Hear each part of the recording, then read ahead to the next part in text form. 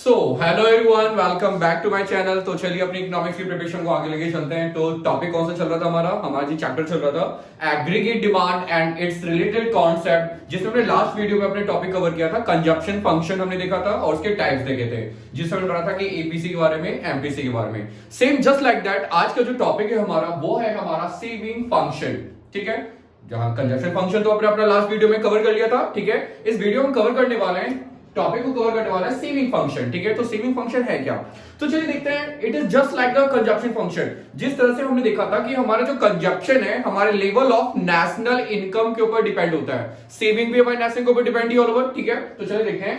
Saving function refers to the functional relationship between saving and level of national income. Simple, S is equal to F into Y. That means saving function is the function relationship between saving and level of national income.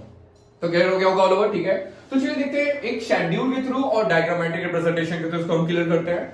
Saving हम कैसे calculate करते हैं? हमें पता ही है, income में से हम अगर कंजप्शन को डिडक्ट कर दे, माइनस कर दे, तो पता चल जाएगा हमारी इकोनॉमी के अंदर कितनी सेविंग की गई है। ठीक है, तो देखते हैं इनकम 0, 100, 200, 300, 400, 500, 600। ये शेड्यूल आपने अपने माइंड में पहले फिक्स कर रखा होगा। ठीक है, फिर कंजप्शन तो हमें पता है 40, 120, 200, 280, 360, 440, 520 होगा। ठीक है, तो ये शेड्यूल आपके माइंड में बिल्कुल रिप्लेस हो चुका होगा, फिक्स हो चुका, क्योंकि इसी शेड्यूल को लेके हम अपने चैप्टर चॉइस को आगे कंटिन्यू कर रहे हैं। ठीक है, तो चलिए सेविंग कैसे निकाला हमने? Income minus consumption.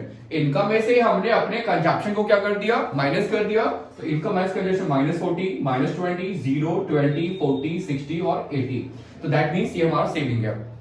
इसको हमने डायग्रामेटिक रिप्रेजेंटेशन प्लॉट किया है। तो देखिए, अगर हम बात करें एक्स एक्सिस है, ये वाई एक्सिस, एंड जो हमारी सेविंग है वो नेगेटिवली से ऊपर की तरफ जा रही है। ठीक है, तो दैट मींस देखिए यहाँ पे सेविंग हमारी नेगेटिव भी हो सकती है। सेविंग नेगेटिव क्यों होगी?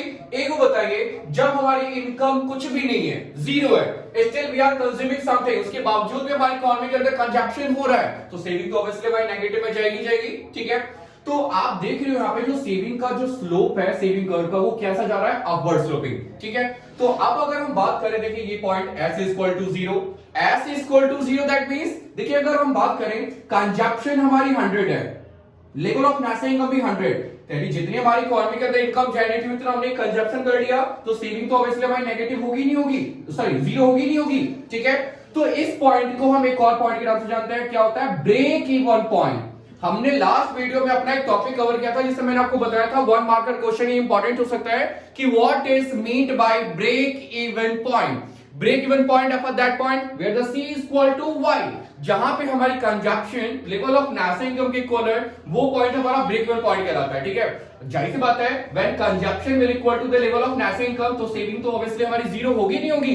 तो देखिए सेविंग जीरो है, तो ये हमारा ब्रेक इवन पॉइंट, तो कहीं ना कहीं यहाँ पे C इक्वल टू Y होगा। ये हमारी सेविंग है और ये हमारी पॉजिटिवली सेविंग। तो इसके रिगार्डिंग हम कुछ इंपॉर्टेंट पॉइंट यहाँ पे ऑब्जर्व करते हैं, देखते हैं। सबसे पहला starting point of saving curve. Starting point of saving curve, तो इसमें आप सीधे लिखिए जो हमारा सेविंग कर्व है, it will start from the negative portion से स्टार्ट होगा। दूसरा है slope of saving curve. Slope का मतलब क्या होता है? किसका जो ट्रेंड है वो किसकी तरफ जा रहा है? Upward sloping with rising level of national income, कि जैसे जैसे हमारी जो लेवल ऑफ नेशनल इनकम है बढ़ रही है, सेविंग भी हमारी क्या हो रही है? बढ़ रही होगा। ठीक है, break even point of that point where the consumption will equal to the level of national income, ये हमें अच्छी तरह से पता है। ये जहां पे सेविंग हमारी क्या हो जाती है? जीरो। और अगला है positive saving. Obviously break even point के बाद अगर नेशनल इनकम बढ़ रहा है तो सेविंग तो हमारी पॉजिटिव होगी। ठीक है, तो दैट मींस ये हमारा ऑब्जर्वेशन है सेविंग फंक्शन का। ठीक है, तो अब देखते हैं हम अपना topic types of saving function, जिसको जैसे बात एक चीज और है, सेविंग फंक्शन को प्रोपेंसिटी टू सेव के नाम से भी जानते हैं। ठीक है, तो वही है टाइप्स ऑफ सेविंग फंक्शन, ये types of propensity to save. तो दो तरह के हैं, एक एपीएस और एक MPS. APS that means average propensity to save and MPS marginal propensity to save. तो देखते हैं दोनों टॉपिक क्या है आपका।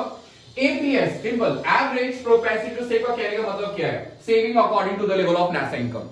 Saving according to the level of national income, that means तो यहां पे लिखा हुआ है it is the ratio of saving corresponding level of national income. तो आप लिख सकते हो एपीएस S अपॉन Y।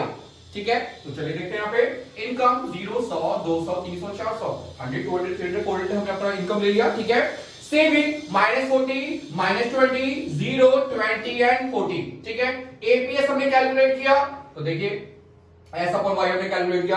तो यहां पे एक चीज आप फोकस कीजिएगा, यहां पे एक चीज देखिएगा कि जो आपका एपीएस है ये माइनस में भी हो सकता है, नेगेटिव, जीरो और पॉजिटिव होगा। ठीक है, और आप देख के शेड्यूल में एक चीज पता लगा पा रहे होंगे कि आपका जो एपीएस है with rise in level of national income, इसका ट्रेंड क्या है, इंक्रीजिंग ट्रेंड में बढ़ रहा है बराबर। ठीक है, तो अगर हम इंपॉर्टेंट पॉइंट के बारे में देखें तो देखिए यहां पे दिया है APS can never be one और मोर देन वन। एपीएस की वैल्यू एक और एक से ज्यादा नहीं होगी। दूसरा, APS can be zero, APS can be negative also. APS हमारी जीरो भी हो सकती है और एपीएस हमारी नेगेटिव भी हो सकती है। और सबसे इंपॉर्टेंट चीज है APS will rise with rise in level of national income, कि जैसे जैसे हमारा नेशनल इनकम बढ़ रहा है एपीएस भी क्या होगा, बढ़ेगा। तो this is the concept of APS, average propensity to save. अब हम देखते हैं अगला टॉपिक हमारा है मार्जिनल प्रोपेंसिटी टू सेव, जिसको हम एडिशनल प्रोपेंसिटी टू सेव के नाम से भी जानते हैं, क्योंकि मार्जिनल का दूसरा नाम ही क्या होता है आपका, एडिशनल।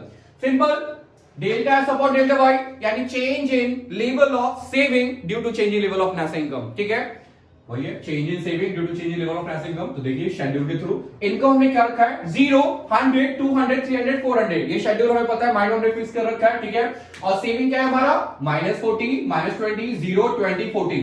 चलिए, डेल्टा वाई यानी change in level of national income हमने कैसे कैलकुलेट किया, एडिशनल में 100, एडिशनल 100, 100, 100, तो ये तो हमारा डेल्टा वाई आ गया।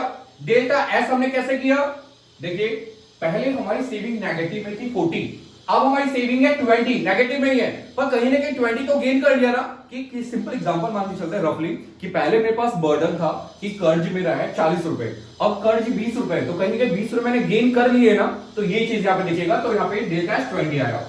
पहले 20 रुपए का वो था बर्डन, अब बर्डन बिल्कुल जीरो है, सेविंग हमारी नेगेटिव हो चुकी है, तो दैट मींस क्या है, हमारा 20 एडिशनल में गेन कर लिया, फिर 0 to 20, 20, तो ये हमारा 20 आ गया, चेंज इन सेविंग। हमने क्या किया, MPS delta S upon delta Y. तो एमपीएस की जो वैल्यू होती है वो वैरी करती है, लाई करती है 0 to 1 के बीच में। तो this was the concept of average propensity to save and marginal propensity to save. If any doubt, if any query, then please comment me, comment section में बिल्कुल कमेंट कीजिए। मैं अपना इंस्टाग्राम लिंक भी यहाँ पे सेंड कर दे रहा हूँ, यहाँ पे लगा दे रहा हूँ, ठीक है, जो भी क्वेरीज वगैरह होती है वहां पे प्लेस कर सकते हो। ठीक है, चलिए।